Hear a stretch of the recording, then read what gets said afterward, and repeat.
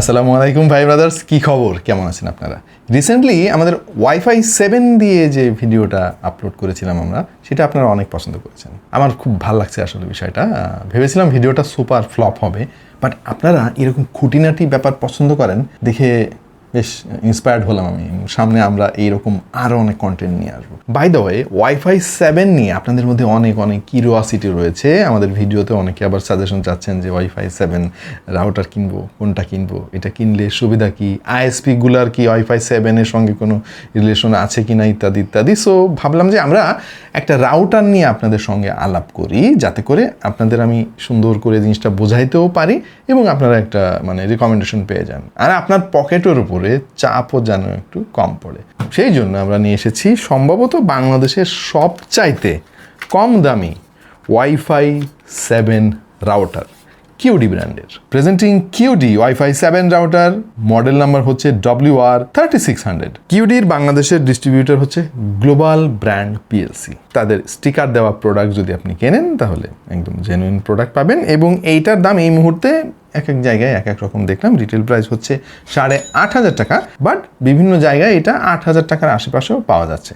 এখন অনেকে হয়তো ভাববেন যে ভাই 8,000 টাকা দাম, আপনি এটারে কম কইতাছেন, কিন্তু আপনাকে মাথায় রাখতে হবে এটা ওয়াইফাই 7 রাউটার।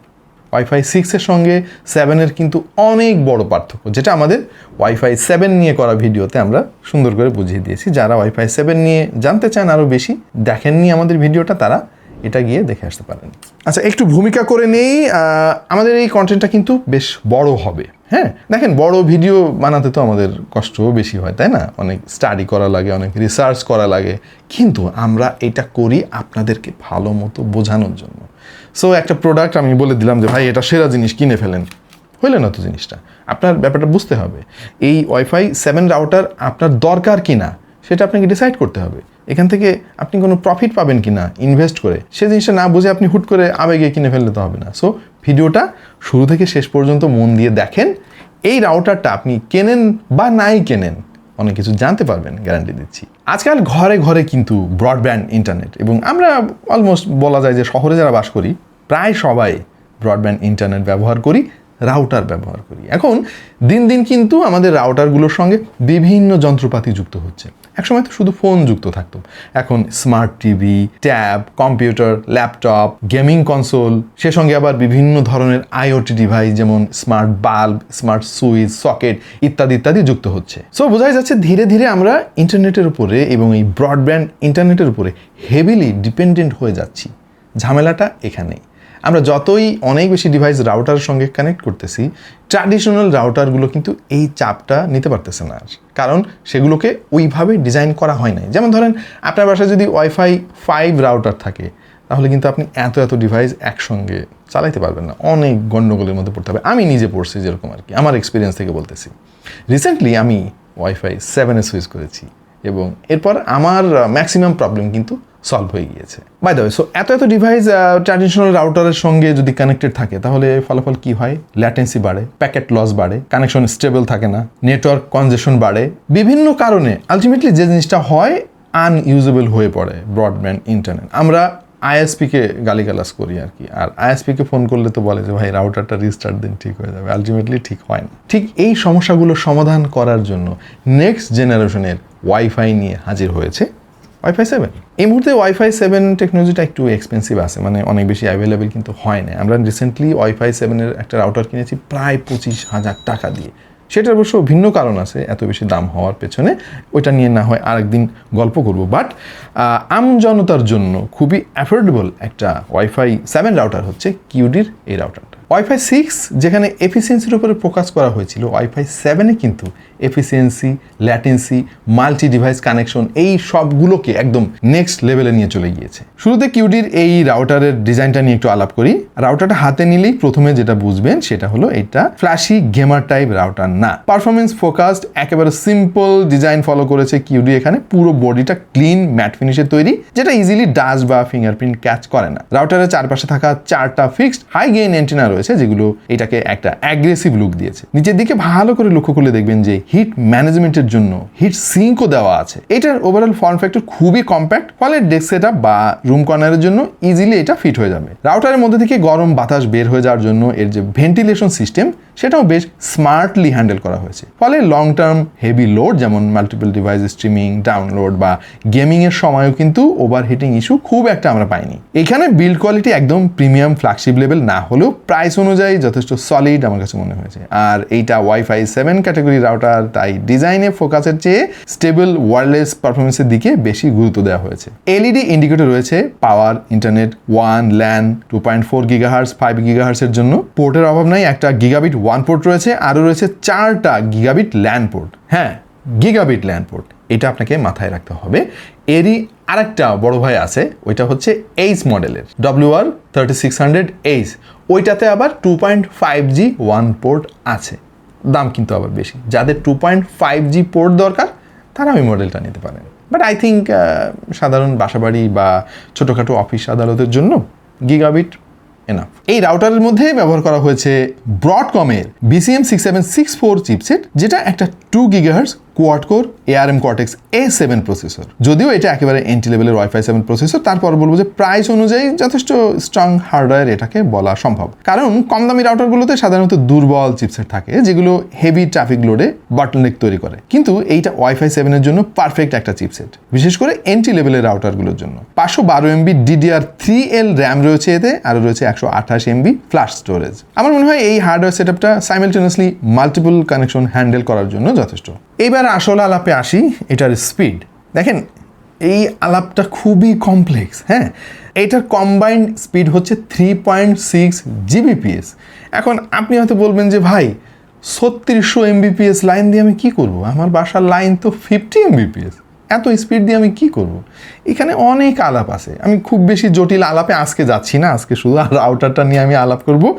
বেসিক্যালি এর যে 5 GHz ব্যান্ড, সেখান থেকে আপনি 2882 Mbps পর্যন্ত স্পিড পাবেন। আর যে 2.4 GHz ব্যান্ড আছে সেখানে পাবেন 688 Mbps। মূলত এই রাউটার কোম্পানিগুলো এই একটা চালাকি করে, দেখেন দুইটা যোগ করে তারপরে আপনাকে বলতেছে, কিন্তু আলটিমেটলি দুইটা তো যোগ করলে হইল না জিনিসটা আর কি। টেকনিক্যালি এই তথ্যটা ঠিক না, কারণ আপনার ডিভাইস তো যে কোনো একটা ব্যান্ডেই তার ফ্রিকোয়েন্সিটা রিসিভ করবে। সো এখানে দুইটা তো রিসিভ করার কোনো সুযোগ নাই।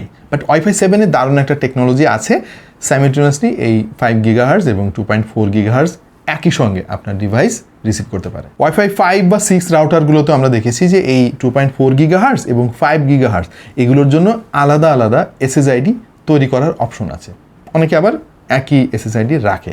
সো কোনটা কখন কানেক্ট হচ্ছে ওইটা আপনি আবার সিস্টেমে গিয়ে দেখতে পারবেন। এখানে একটা ব্যাপার পরিষ্কার করে দেই আমি, এই ধরনের theoretical speed numbers real life ইউসেজে কিন্তু পুরোপুরি আপনি পাবেন না, কারণ অ্যাকচুয়াল স্পিড ডিপেন্ড করবে ISPর ব্যান্ডউইথ, ডিভাইস ক্যাপাবিলিটি, ইন্টারফেস এবং এনভায়রনমেন্টের উপরে। বাট এইটা গ্যারান্টি দিয়ে বলা যায় যে ট্র্যাডিশনাল যে ওয়াইফাই 5 রাউটারগুলো রয়েছে বা 6 রাউটার রয়েছে এন্ট্রি লেভেলের, তার চাইতে কিন্তু অনেক বেটার আউটপুট আপনি পাবেন ওয়াইফাই 7 রাউটার থেকে, যদিও সেটা এন্ট্রি লেভেলের। এটা 160 MHz এর চ্যানেল উইথ সাপোর্ট করে এবং বেসিক্যালি ওয়াইডার ওয়্যারলেস হাইওয়ে তৈরি করে, ফলে একই সময় অনেক বেশি ডেটা ট্রান্সফার সম্ভব হয়। যেমন ধরেন heavy file transfer, cloud gaming, 4K streaming কিংবা ফার্স্ট লোকাল NAS ট্রান্সফারের সময় এর বেনিফিট আপনি সবচাইতে ভালো বুঝতে পারবেন। সে সাথে ওয়াইফাই 7 এর যে লেটেস্ট টেকনোলজিগুলো রয়েছে, যেমন OFDMA, multi RU, MLO, MIMO এবং 4K QAM, এগুলো থাকার ফলে ক্রাউডেড এনভায়রনমেন্টেও কিন্তু আপনি ল্যাটেন্সি ফ্রি,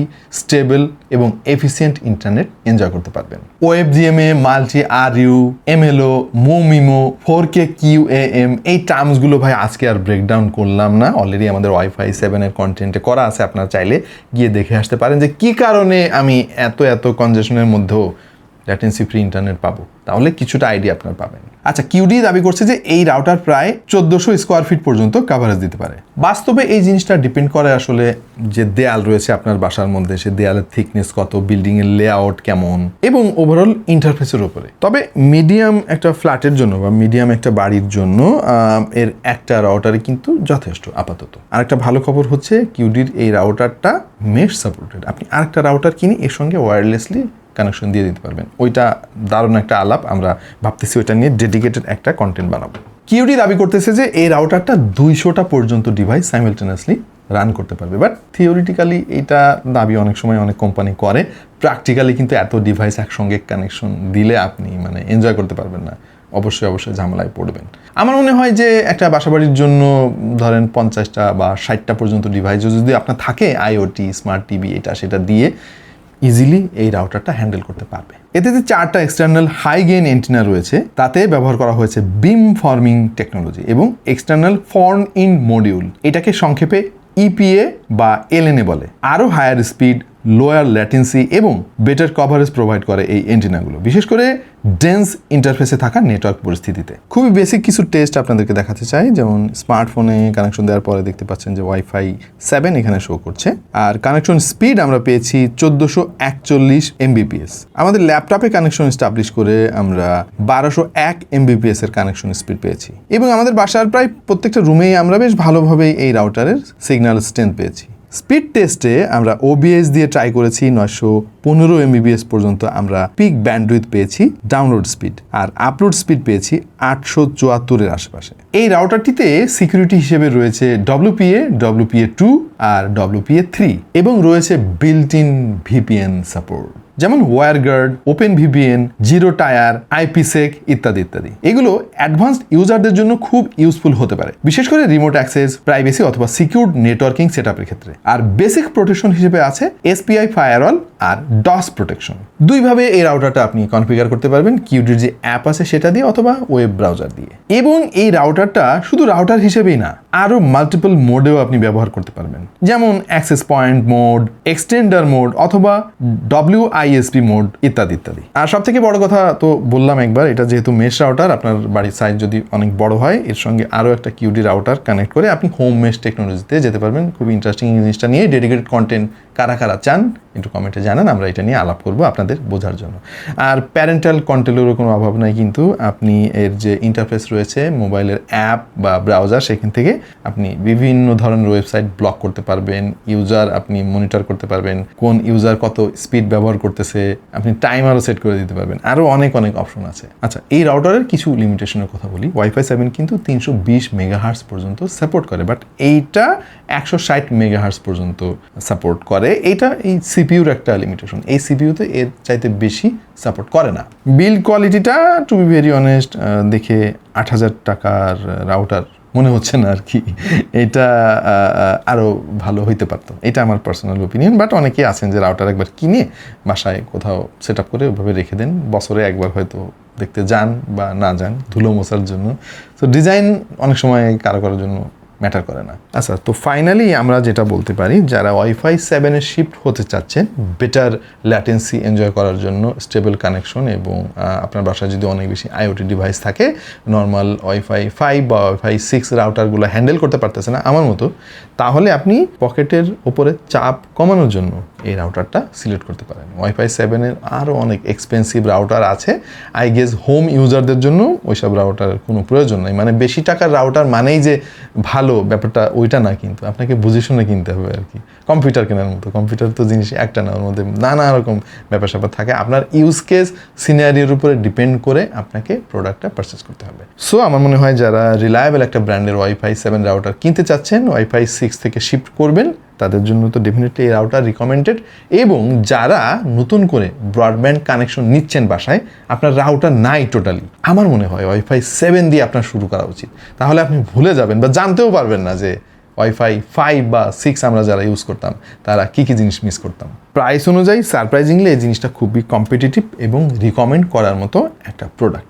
কিউডি কিন্তু খুবই দ্রুত পপুলার হচ্ছে আমাদের দেশে, এবং দেখা যাচ্ছে যে আমাদের দেশে শুধু না, বিভিন্ন দেশে একটা নির্দিষ্ট ব্র্যান্ডের যে মনোপলি ছিল একটা ব্র্যান্ডের, ওইটা কিন্তু ধূলিসাৎ করে দিয়েছে কিউডির রাউটারগুলো। এদের শুধু ওয়াইফাই 7 না, ওয়াইফাই 5-এর রাউটারও আছে, ওয়াইফাই 6ও আছে। ওভারঅল কিউডি কিন্তু বেশ রিলায়েবল একটা ব্র্যান্ড হিসেবে তাদের ব্র্যান্ড ইমেজ অলরেডি তৈরি করে ফেলেছে বহির্বিশ্বে সহ আমাদের দেশেও। সো এই রাউটারটা আমি রিকমেন্ড করতে পারি এর প্রাইস এবং এর যে তুলনামূলক পারফরমেন্স সেটার জন্য। আশা করছি আপনাদের অনেকের কাজে আসবে। আপনার কাছে কেমন লাগলো কিউডির এই রাউটারটা? আর ওয়াইফাই 7 নিয়ে যদি আপনাদের কোনো প্রশ্ন থাকে অবশ্যই কমেন্ট করুন, আমরা চেষ্টা করবো সেটার উত্তর দিতে। আপাতত এই পর্যন্তই, দেখা হয়ে যাবে অন্য কোনো ভিডিওতে ভিন্ন কোনো বিষয় নিয়ে। সেই পর্যন্ত সবাই ভালো থাকুন, সুস্থ থাকুন আর দেখতে থাকুন টেক টু দ্য পয়েন্ট।